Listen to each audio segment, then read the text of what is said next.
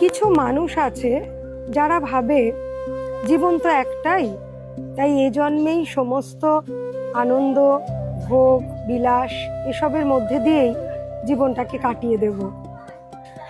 কর্মফল বলে কিছু হয় না।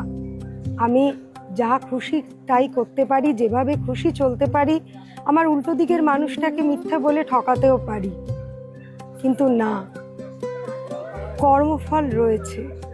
আমরা তাকে অস্বীকার করলেও এটা কিন্তু সর্বৈব সত্য। তাই নিজে সৎ থাকার চেষ্টা করো, ভালো কাজ করার চেষ্টা করো।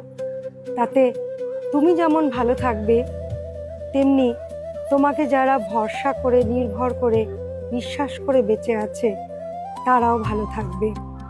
তাই অসৎ কাজ করার আগে অন্তত দুটোবার ভেবো।